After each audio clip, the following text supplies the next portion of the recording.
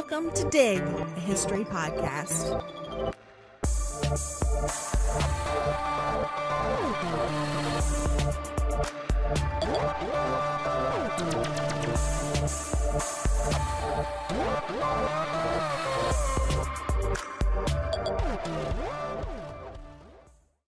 "81%." A lot of us in the historians community were surprised by the outcome of the 2016 presidential election as we watched it unfold in real time. Not necessarily just who won, although some of us were deeply disappointed by the results, but who voted in what ways. One thing that baldly stands out from Donald Trump's victory in the Electoral College was his success with most facets of American Christianity. 81% of white evangelical Christians ended up supporting Donald Trump. 58% of Protestants as a whole, over half of Catholics, although the data on that is a little all over the place. Hillary Clinton, in contrast, did better with Black and Hispanic Christians and non-Christian faiths. And she did great among voters who professed no religious faith at all, 68%. Those are the numbers, but where do they come from? What is the story, the history behind them? While today press coverage treats Christianity's alignment with political conservatism as a foregone conclusion, there is a larger milieu of liberal and progressive activism with Christian social justice that we'd like to explore a bit in our podcast today. I'm Averill Earls. And I'm Mark Lempke. And we're your historians for this episode of Dig.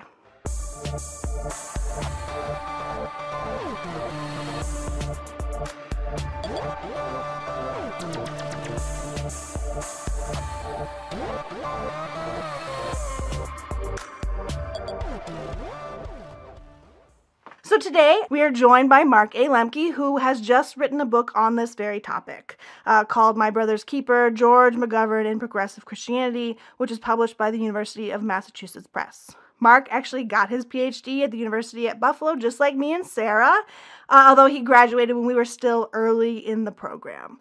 He currently teaches for UB's campus in Singapore. And not everyone here in Buffalo knows it, but UB does have a program running there serving about 1,300 students from across South and Southeast Asia. So thank you for joining us, Mark. Oh, thanks. I'm delighted to be here, Averill. And I think it's great that we have some UB historians using their degrees in interesting ways and reaching out to a wider audience. Christianity goes through something of a revival during the years after World War II. Church attendance and church membership were consistently at some of the highest rates in American history as young people returned from the war, got married, and started families. And most Christians belong to one of three broad categories: Catholic, mainline Protestant, or evangelical Protestant. As categories go, Catholics are fairly self-explanatory. The difference between mainliner and evangelical Protestants, though, is a little trickier. The split between them isn't primordial or anything, but it comes from the turn of the century. At that time, there were growing debates about the role of science and modernity in faith. What do you do with evolution? What about new scholarship that studies the Bible as a text and uses literary theory to argue that, say, the book of Isaiah was written over many centuries by multiple authors? The mainline usually agreed to embrace modern science and try to reconcile their faith with the spirit of scientific inquiry. Evangelicals generally rejected that view. To them it was a matter of trusting the Bible's teachings and what appeared to them as its plain meaning. There's that old bumper sticker, "The Bible says it, I believe it, case closed." This division kind of hit a boiling point with the Scopes trial, where a Tennessee schoolteacher had to defend his teaching of evolutionary theory in the classroom, when it was illegal to do so. Mainliners viewed the trial's humiliation of fundamentalism as a triumph. Evangelicals reacted by retreating from much of public life, at least until the rise of the religious right. And at the same time, there's more to the story than just the theology and just the beliefs. There's a growing social and cultural divide between these two factions. Evangelicals tended to be less wealthy, less educated, less cosmopolitan. The mainline controlled many of the nation's oldest and most prestigious churches: Presbyterians, Methodists, Episcopalian, United Church of Christ. The historian David Hollinger nailed the social distinctions when he said that, quote, if you were in charge of something big before 1960, chances are you grew up in a white Protestant milieu, unquote. I think of it as the difference between Ned Flanders and Reverend Lovejoy, if you happen to follow The Simpsons, and why wouldn't you? Of course. Lovejoy is a character of this milquetoast mainline pastor, and Flanders is a caricature of a zealous evangelical layman. Lovejoy is sincere, but he practices his faith in a somewhat formulaic, ritualistic, maybe even uninspiring way. Flanders doesn't have Lovejoy's intellectual verve, but his religious life is vibrant. He wants to proselytize. He believes that heaven and hell are realities. He thinks the earth is only a few thousand years old. Or to use real-life figures, Billy Graham is a classic evangelical, charismatic, somewhat full of fire and brimstone. Christianity is the only way. The Bible is God's truth. Sentiments Graham expresses in this clip. But the Bible says, after the world with all its wisdom tried to find God and failed, God was pleased by the apparent foolishness of the good news of Jesus to save those who accepted it. Because when you begin by accepting the saving power of the life, the death, the resurrection of Jesus Christ, you will know God, and the wisdom of this world will be unmasked to reveal a sermon by Satan. And so on. Fred Rogers from Mr. Rogers' Neighborhood, and people forget he was a Presbyterian minister. I didn't even know that. Yeah, is more like the classic mainliner, gentler, less doctrinal, less confrontational. So, religion, of course, had a big role to play as the 1960s unfolded, particularly in the civil rights movement. Martin Luther King Jr. was a Baptist minister, which is something we probably all know, and the church provided much of the institutional support, the meeting places, and the spiritual energy that sustained the movement. But a common mistake is limiting our understanding of religion in the freedom struggle to Black Americans. Plenty of white pastors, usually from outside the South, joined the cause as well. To give just one example, a Black Methodist bishop, Charles Golden, and a white Methodist bishop, James Matthews, attempted to integrate an all-white Jackson, Mississippi church by attending an Easter Sunday service together in 1964. Both men were turned away at the door. And their experiences in the civil rights movement gave these mainline pastors a strong affinity for the prophetic element of Christian teaching. Not prophetic in the sense of predicting the future, like with a crystal ball, but of God delivering a message that comforts the marginalized and sternly rebukes their oppressors. That kind of righteous anger you see in the Old Testament books like Amos and Ezekiel and kind of the more unfashionable parts of the Old Testament. That kind of language was in Black churches for decades, but the white mainline is introduced to it largely through that civil rights movement. And the civil rights movement is actually a really good segue into some of the political changes that are also happening at the time. In 1964, Lyndon Johnson won a landslide election. I have come today from the turmoil of your capital to the tranquility of your campus to speak about the future of your country. His opponent, Barry Goldwater of Arizona, was an avowed conservative, and at first it is thought that his defeat signaled a disaster for the conservative movement in America. In the years that followed, a docket of liberal legislation was passed, from Medicare to the public broadcasting system being created to some of the earliest environmental legislation. But ultimately, it was the issue of the Vietnam War that shadowed the Johnson presidency. And into this comes George McGovern, one of the chief political opponents of the Vietnam War, which ties in nicely with our recent episode, actually, on the Buffalo Nine and conscientious dissent against the Vietnam War. George McGovern was born in 1922 in South Dakota, and his father was a Wesleyan evangelical pastor. So he grew up in an environment where expectations were high as a minister's son. The Wesleyans emphasized projecting holiness, and in that way working to fix up a broken world. But George wasn't especially religious or devout until young adulthood. He served in World War II as a bomber pilot, and the experience fundamentally changes him. McGovern saw fellow pilots die. He saw the poverty and homelessness and the refugee crisis the war had caused. At one point, someone on his crew had accidentally loosed a live bomb from the plane at the wrong moment. And so George, miles high in the sky, has to watch as it helplessly lands on a farmhouse in Austria and just shatters it, destroys it to smithereens. So he was discharged from the service, went back to college at Dakota Wesleyan, also in South Dakota, and tried to process all of this carnage and inhumanity he'd seen. Ultimately, his professors there introduce him to the social gospel, a school of theology that dominated mainline circles in the early 20th century.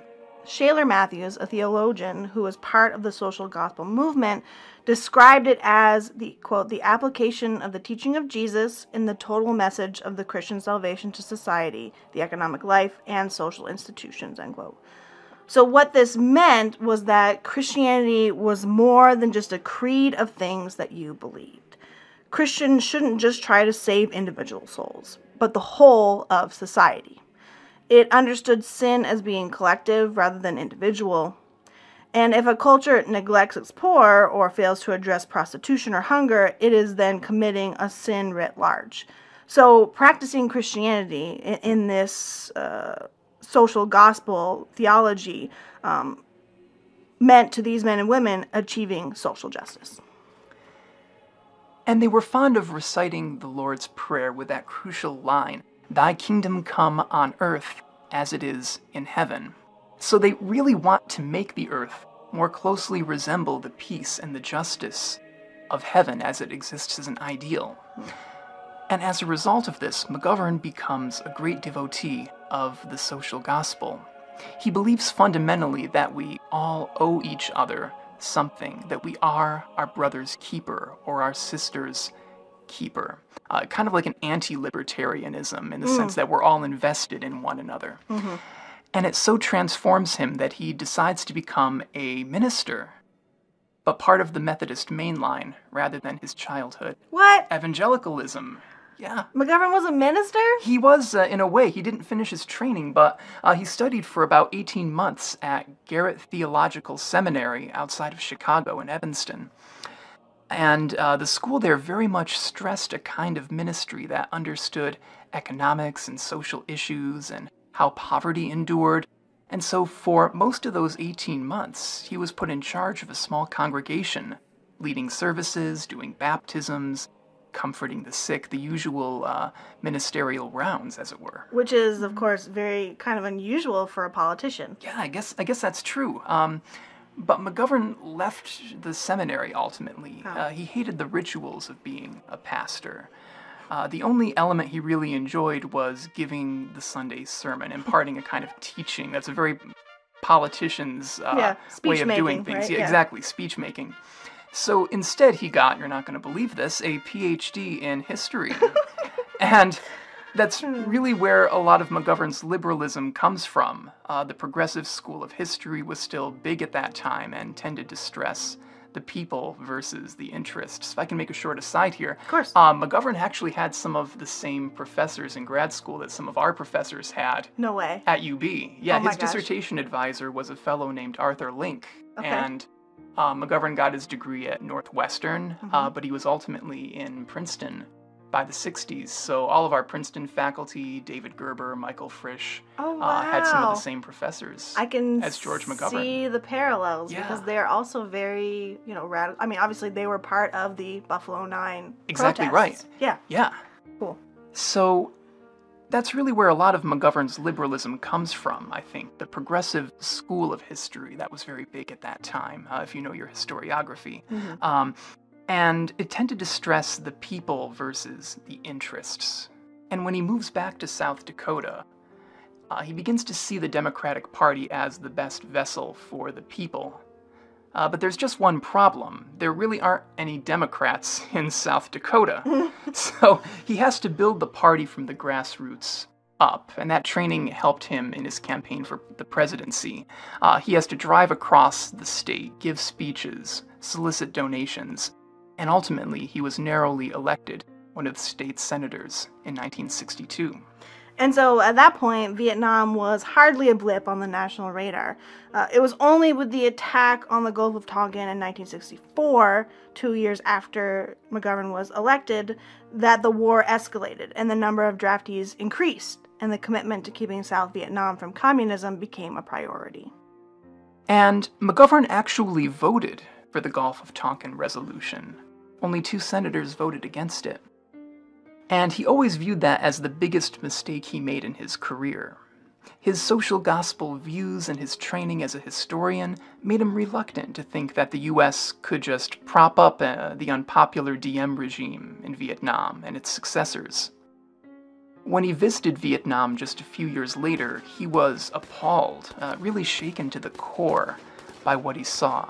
Entire villages destroyed, the wounded overrunning hospitals to the point where there just isn't room enough inside for everyone. He saw one child who was so heavily and thoroughly bandaged he couldn't tell what side was the front of the child, and it's that moral revulsion of the war, one that I think was shared by many churchmen, that led him to run for president to end the carnage, that which affected both the Vietnamese and the American. McGovern's presidential campaign was a bit different from others at the time. In 1968, the Democrats' convention was a train wreck. Sounds kind of eerily familiar. Indeed. The party met in Chicago, reeling from the assassination of Robert F. Kennedy, John JFK's younger brother. More than that, the party was deeply divided between its regulars and its anti-war wing. Anti-war protesters took to the streets, and ultimately violence broke out between them and the police. Hubert Humphrey emerged from the convention with the nomination, even though he didn't even compete in a single primary. And that probably seems a bit odd, especially for us today, but prior to 1972, primary elections were often considered beauty contests in the sense that they were superficial for a candidate, but ultimately not that helpful in winning your party's nomination. Just sort of, you would parade out there on stage and shake your tail feathers or whatever and try and drum up some public interest. But most state delegations to a national convention were handpicked by political bosses and usually voted according to his wishes. After that disaster in 1968, McGovern was part of a commission that changed the primaries into more or less what they are today, binding contests to secure delegates for the national convention. And that changes the way people run for president. So now, in order to win the primaries and consequently the nomination, he had to get a grassroots army going. Mm-hmm. So lots of those people were young, collegiate, anti-war activists, and your listeners may find that that's not unlike those Buffalo students in your Buffalo 9 podcast. Right. But a surprising number of his supporters were religious leaders and religious activists, all campaigning for one of the most leftist senators in the entire country. Oh. So they share his understanding of the Vietnam War as a moral problem that weighed against America's conscience. One of those religious activists was probably the most fascinating man I met during my research. His name is James Armstrong, and he was one of McGovern's closest friends, but he was also a pretty important religious leader in the 60s and 70s. It's a shame in some ways that he's so obscure. When we met and did an interview together, I was astounded by the stories he could weave. He drove across Pennsylvania with Jimmy Carter. He went golfing with Billy Graham. He cruised around Havana with Fidel Castro at one point. Oh my goodness. He negotiated the standoff at Wounded Knee in 1973. He comforted Fred Rogers on his deathbed. He's basically the most interesting man in the world. Yeah, he is. He even looks a little bit like that guy with a beard, and, I don't always endorse presidential candidates. Now, Armstrong was the Methodist bishop of the Dakotas at that time, and he decided to use his considerable clout to encourage other clergymen to come out and openly endorse McGovern, which just wasn't very common back in those days. So, ultimately, he forms a group called Religious Leaders for McGovern, and a lot of names that were very prominent back then joined, even if they aren't all that well remembered today. So, for example, there was Harvey Cox, whose book, The Secular City, is still required reading in most seminaries. Abraham Heschel was probably the most famous rabbi in America at that time.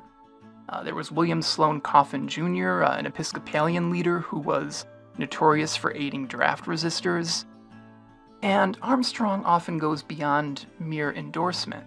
He gave advice to the campaign, he wrote to opponents in the party urging them to drop out to give McGovern a better chance. He suggested names of young Methodists who could work on the campaign. He was very active. That's intense. And, of course, all that did not go over well with the Dakota Methodists. Armstrong wrote about this dilemma once, saying, quote, "The pastoral role dare not be minimized, but anything less than prophetic witness is sub-Christian," end quote. Especially in the suburbs, people went to church to be reassured, to hear a lesson of the Bible, and sometimes it seemed like their church leaders were more interested in faraway causes like helping Cesar Chavez organize or helping to integrate the South. Yeah, and I found one letter to a religious editor during my research that gets to the point very nicely. It says, "I used to go to church and the preacher would talk about God, Jesus, and the Bible. Now he tells me why I shouldn't buy grapes," end quote. So lots of historians like Jefferson Cowie like talking about this working class resentment during that era, and that's usually taken to mean their opposition to busing or quotas or affirmative action. But there's a spiritual element to that as well. Many mainline Christians felt a degree of pastoral neglect, and there was increasingly a division between seminary-educated pastors with extensive training on social issues on one hand, and quite literally in this case, layman's issues on the other. And this religious disillusionment among lower middle-class Americans was mirroring changes taking place politically during that era. Working-class voters were moving away from the Democratic Party in pretty strong numbers. McGovern did terribly with blue-collar voters. He wasn't even endorsed by the AFL-CIO. One of our professors here at UB, David Gerber, was part of this large army of grassroots volunteers trying to help McGovern out here in Buffalo. And he spent part of 1972 as a new professor at UB knocking on doors in Polish, Italian, and Czech neighborhoods in the city. He had his work cut out for him. People in those precincts they hated McGovern. Time magazine had a great quote about these demographics. They said, "They know God is a Democrat, but this year they're voting for Nixon." Exactly, and McGovern's failure to connect with these voters has, I think, a lot to do with something that people who study faith in public life will usually call civil religion. It's basically just using religious language to give an aura of blessing or sanctification to a political program. So whenever a president ends a speech with "God bless America," they're really just employing civil religion to their ends. President Nixon's approach is what the religion historian Martin Marty calls priestly civil religion. Nixon would act like a priest, going through the motions, the rituals, say the right, reassuring things. McGovern's instincts, and I think there's a lot of his evangelical childhood showing up here, falls under prophetic civil religion. It looks at how America has fallen short, and it urges it to come back into the fold like one of those Old Testament prophets denouncing the malice or the backsliding of ancient Israel. If you look at his speech to the Democratic Convention of that year in 1972, it's littered with these kinds of callbacks. There's that refrain, "Come home, America." He wasn't telling America that they were uniquely blessed or that their faith will be rewarded. He was telling the voting public that they had gone astray in ignoring the needy, in allowing racism to endure, in voting for Nixon in some ways. So some of the lines from that speech are really striking. At one point he says, "From military spending so wasteful that it weakens our nation, come home, America." That almost reminds me of Reverend Jeremiah Wright. Maybe some of our listeners will remember the 2008 primary elections, when then Senator Obama's pastor was taken to task for using religious language that rebuked his country. There was "God damn America," and with respect to the threat of terrorism, America's chickens are coming home to roost. Like, that we are at fault here. That violence breeds violence. Yeah. Wright's ideas were rooted in the Black experience. As many of our listeners know, during the 1960s, a number of movements began practicing what would become known as identity politics. Believing that the personal is the political, many of these movements of marginalized or historically oppressed groups organized partly to gain a sense of pride in themselves and political equality for their particular group. Second wave feminism, Chicano activism, the American Indian movement, and the early gay rights movement were all facets of this larger trend. And McGovern's sense of the social gospel led him to draw the circle wider, to give these groups a voice. In '68, he pushed for changes that forced the Democratic Party to have conventions with fairer, more proportionate numbers of female delegates, younger delegates, delegates who belonged to a racial minority. 1972 was really the first time that there was a sizable feminist bloc of voters, or even a bloc of gay voters, and almost all of them were for McGovern. And this made many of those hard hats, the stereotypical blue-collar union people, feel like McGovern wasn't their champion any longer, and that Democrats were maybe not their champion any longer. For decades before McGovern's run, urban, working-class whites like those David Gerber had met were the bedrock of the Democratic Party. Right. Many of them, however, felt like liberals had turned their backs to them in the late 1960s and early 1970s. That prophetic strand McGovern latched onto, championing the oppressed, the marginalized. For McGovern, Vietnamese peasants who had lost their village were the marginalized. People stuck in ghettos were the marginalized. Kids who couldn't afford a school lunch were the marginalized. That's where his social gospel training had led him, and that's how it influenced his politics. But the key is that those blue-collar workers, the hard hats, saw themselves as the marginalized, and they felt ignored and hard done by.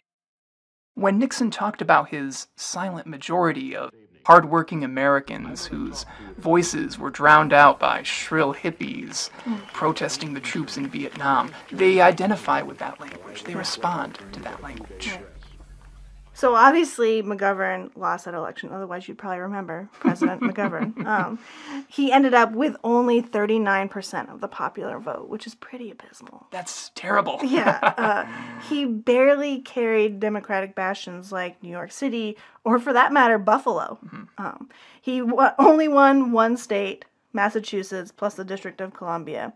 And he even really pathetically lost his home state of South Dakota. Yeah, shades of Al Gore there, losing your home state. Oh, God, that must have been a real punch in the gut. I know. It's the first time in the party's history that a Democratic candidate failed to win a single Southern state.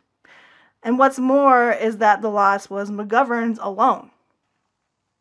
Democrats lost only a small handful of seats in the House and actually gained 2 seats in the Senate. And one of those Democrats first elected that year, by the way, was our buddy Joe Biden. So handsome. So McGovern soon realized that the voting public didn't reject his party. It just rejected him and his message. Exactly. If I can share one small story, when I first interviewed McGovern, it was just a few weeks after Joe Biden had been elected, or not elected, but nominated as vice president, chosen.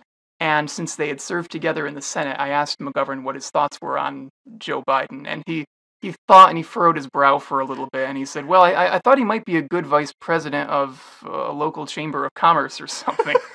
I don't think he was very impressed with Biden at the early stage of his career, unfortunately. Well, Biden is precious. Indeed.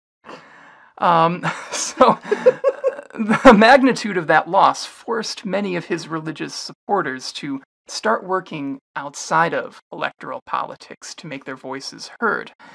Maybe the most influential thing to come out of these religious efforts for McGovern was this group of McGovern-supporting evangelicals that met in a YMCA in Chicago in 1973, the year after the election. It's got very few evangelical preachers, but lots of evangelical academics, theologians, social activists, journalists.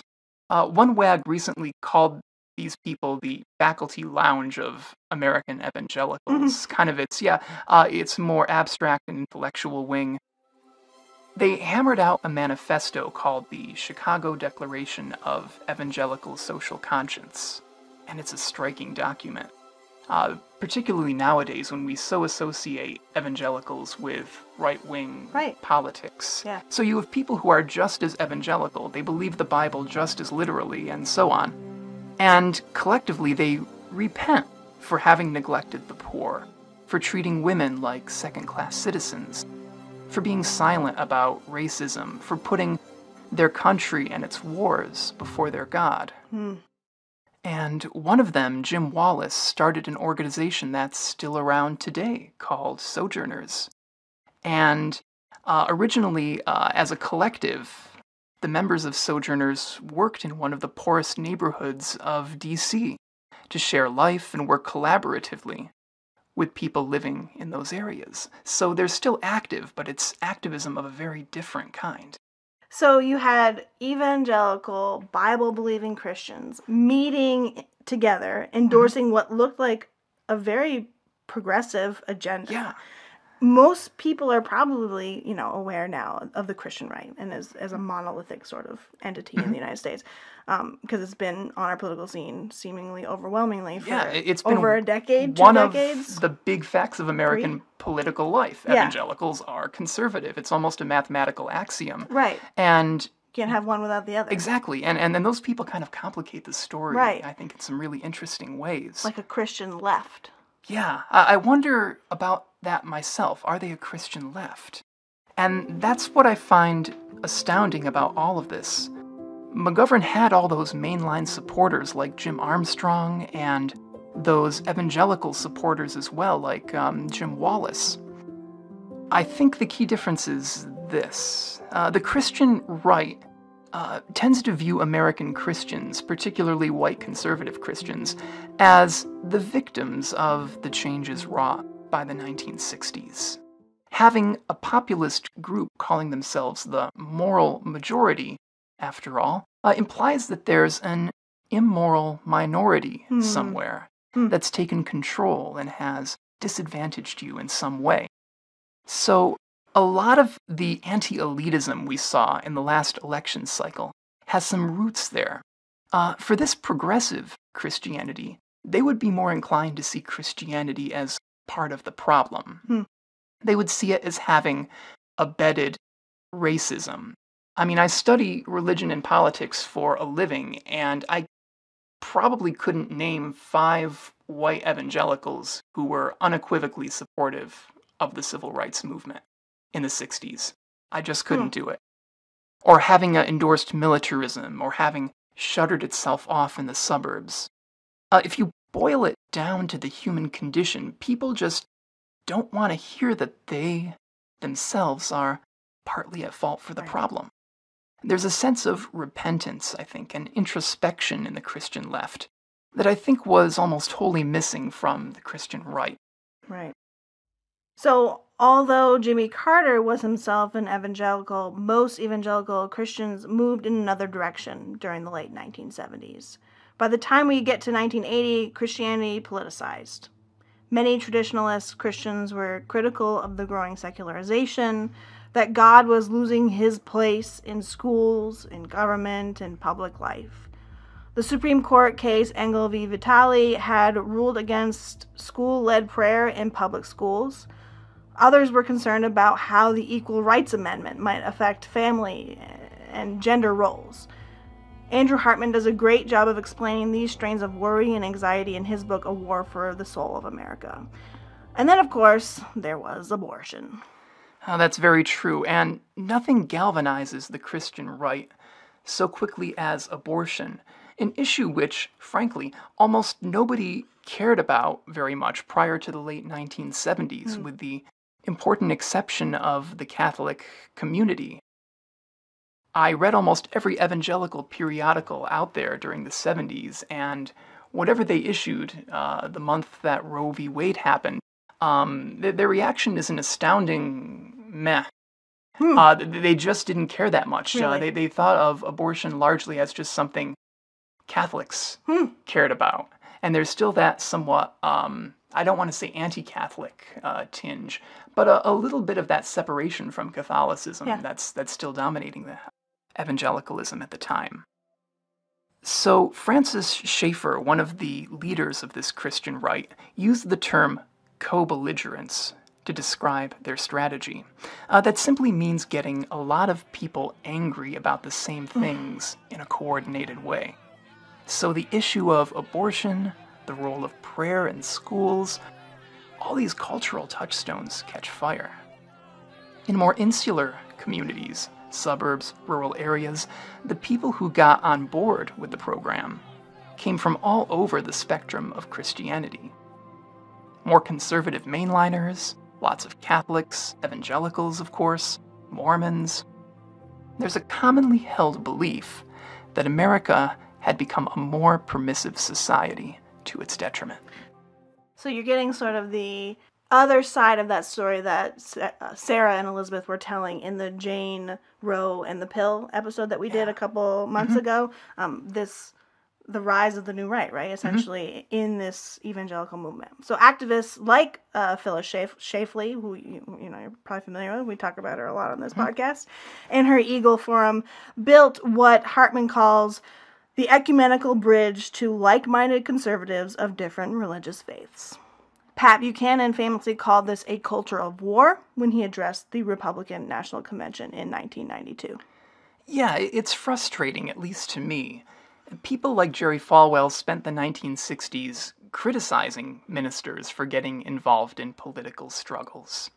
He was very critical of people like Martin Luther King or the Southern Christian Leadership Conference for, in his words, politicizing the gospel. So his reaction would have been more like, King should be preaching the gospel, he shouldn't be sullying the gospel or compromising the gospel by getting it involved in politics. But Falwell goes on to politicize it to, I think, an even greater extent, and usually at cross purposes of the things Dr. King valued. So the Christian right seems to have won the public debate over what Christianity should look like in the public sphere, at least if we measure it in terms of persuading voters and winning elections. But how does social justice Christianity, then, the sort of progressive Christianity, the Christian left, how does that matter today? Yeah, there's a lot of interesting things happening, I think, at this time. One, I think, and it'll take many years to see whether my hunch is right, is that many young Christians who identify with social justice causes, maybe some of the people who are marching against fascism in the last couple days from when we're recording this podcast, I think more and more those people will have trouble identifying as evangelicals in the long run. They'll use maybe more vague terminology like follower of Christ or something like that to describe their own religious worldview.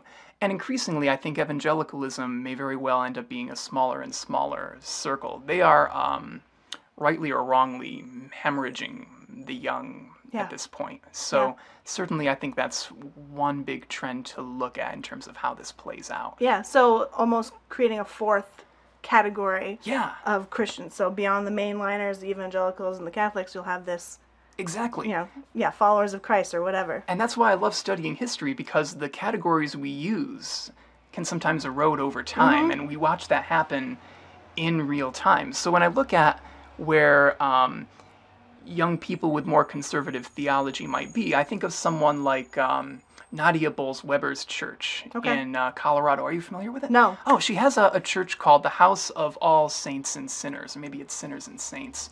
And Bowles-Weber is a Lutheran pastor with the trademark hipster glasses, and her body is covered with tattoos. She swears like a sailor. Cool. And her church caters to more marginalized groups. They actively seek out former drug addicts, the chronically unemployed, people who are very poor. And this is more anecdotal, I think, than anything, but I think we're watching younger persons of faith identify more with that worldview. They're becoming less and less institutional. Yeah. So, yeah, it'll be very fascinating, I think, to see how all of this plays out in some ways. I agree.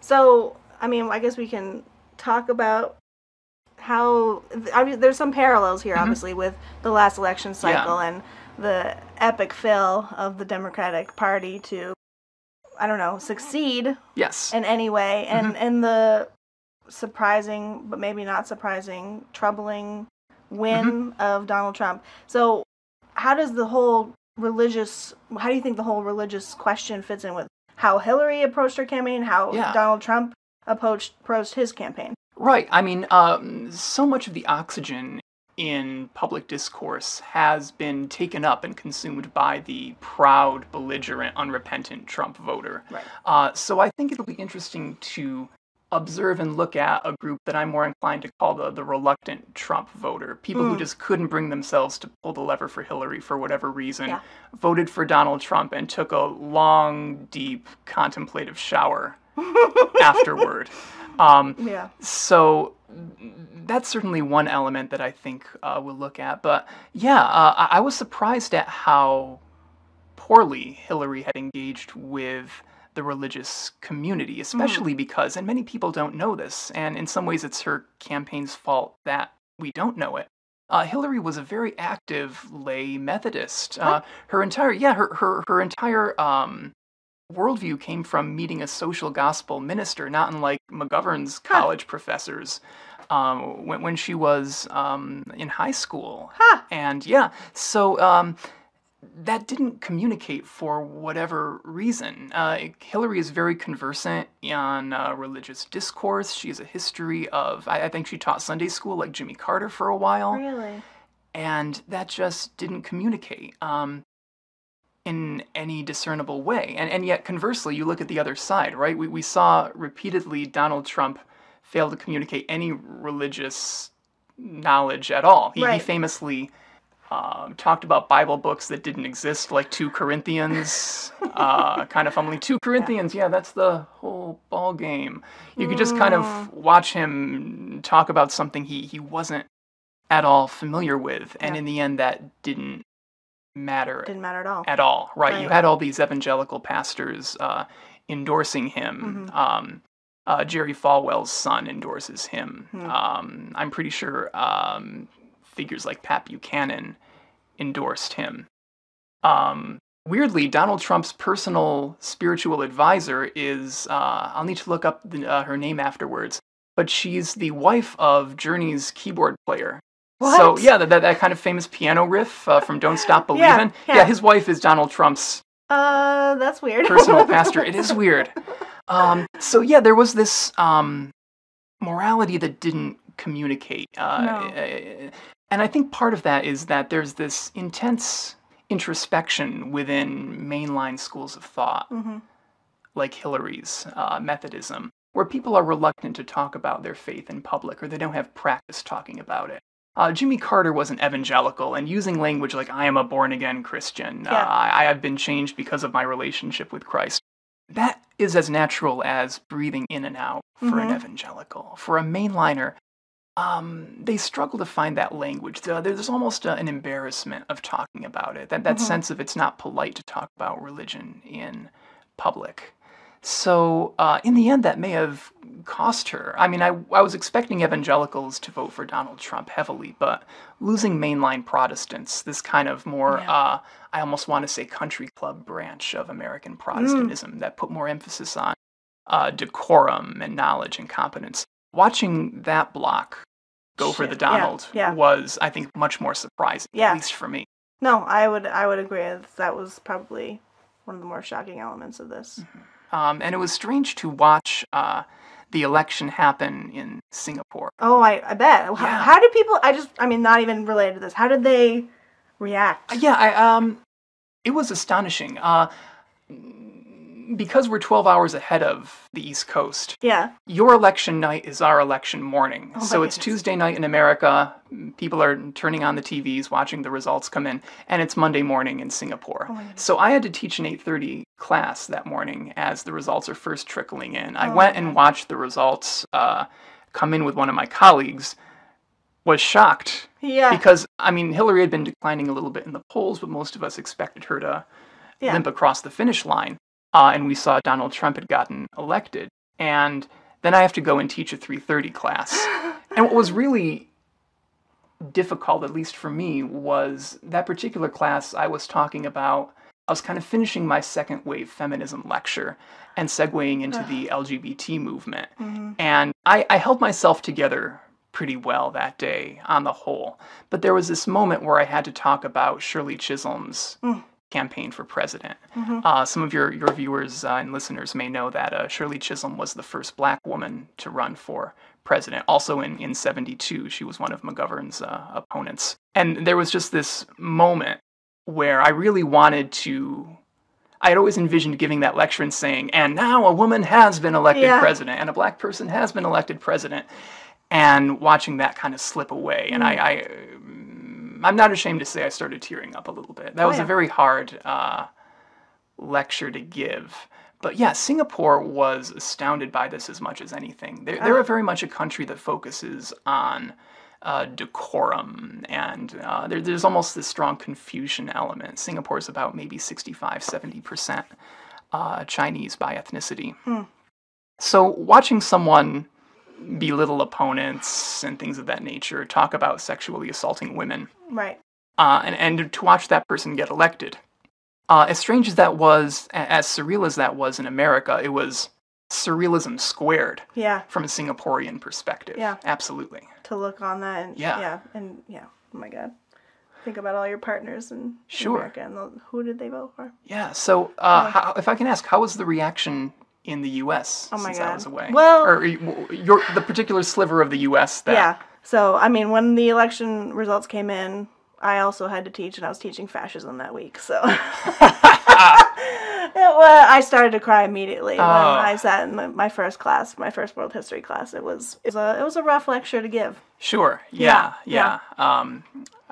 kind of the sense I got from my academic friends here in the U.S. So, just remarkable times that we are living in. And they continue to be. Obviously, fascism is certainly not dead. And this is sort of the conversation that we've been seeing on social media and in the news that. Oh, that's not our America. But of course it is. Yes, it is. This is who voted for Donald Trump. It's not like we didn't. Sure. And seeing violence and racial intimidation as aberrations to the American experience is I think mistaken. There's a larger history, and if Sarah were here, I'm sure she could talk about the intimidation that accompanied Reconstruction and so-called Restoration in the post-Civil War South. There's just all these... And they're self-proclaimed, neo-Nazis, as if... And people seem to be latching onto that, as if Nazism is this outside thing that has just been imported into America. But these are Confederates, right? These are people who want the South to rise again and for slavery to be returned or whatever, or something ridiculous like that. Sure. There was that great line about the Confederate flag being the ultimate participation trophy. Right. In some ways. So... in the same way that America runs on Duncan, I think the civil rights movement ran on hope. So while it's perfectly fair and perfectly legitimate to focus on how bad things seem now, all these things in the news that frighten us and horrify us, I was encouraged to see so many people resisting those marches and in Charlottesville. Quickly. And if you look at the pictures, you won't have to go through very many of them to see all these clerical robes from evangelical churches and from mainline churches and Catholicism and from a wide array of faiths outside of Christianity as well. While I do worry a lot about where things are headed, that does give me a strong sense of hope, not in an inevitability of justice prevailing, or however you want to define it, but a sense of being sustained, of working towards this effort. Yeah. So, and I hope that those same people who had to take long contemplative showers after they voted for Trump are again taking long contemplative showers and rethinking, maybe party lines aren't the way to vote. Sure. And, in the same way that disco is the 70s and, yuppies are the 80s, maybe the 2010s will be the contemplative shower decade. That could be a clean start. Yeah. Whoa. I love it. That's great. We need to copyright this. We do. Before we wrap up, we should probably, collapse our story on George McGovern. We should. So what happened to our story's almost hero? 2 years after the presidential election, McGovern was reelected to his Senate seat, but lost during the election after that, which fell during the Reagan Revolution of 1980. He went on to debate conservatives across U.S. campuses and television programs, including Barry Goldwater and Cal Thomas. He worked with another unsuccessful presidential candidate, Bob Dole, and that work actually led to SNAP benefits, which so many Americans today rely on for food security, as well as the special supplemental food program for women, infants, and children. And with that strong pedigree in feeding the hungry in mind, Bill Clinton appointed McGovern as the UN ambassador for food and agriculture. But often, McGovern was happy as ever in his hometown of Mitchell, South Dakota, and took an active part in campus events at his alma mater, Dakota Wesleyan University. In 2006, the George and Eleanor McGovern Center opened on that campus, focusing on a commitment to social justice and public service. While he accomplished much in those years, his post-Senate career was marred by tragedy as well. His daughter, Terry, died from complications of alcoholism in 1994, as did his son Stephen in July of 2012. Senator McGovern himself died not long after in Sioux Falls, South Dakota, in October of 2012, just a few weeks before Barack Obama's re-election.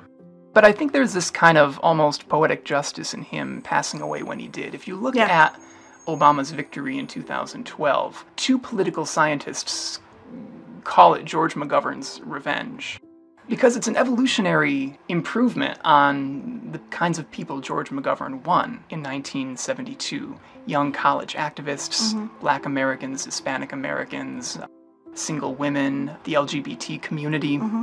And by 2012, those demographics kind of evolved and grew and gained a certain political skill. Well, thanks, Mark, for joining us today. Oh, thank you so much. It was really great to be on this podcast. And again, I'm just so delighted that we've got some Buffalo people doing good historical work such as this. We appreciate the sentiment, and we're glad we caught you before you headed back across the big pond and then the other big pond to Singapore. Yeah, thank you very much. So for all the women historians at DIG and our special guest, I'm Averill. And I'm Mark Lempke. And thanks for joining us.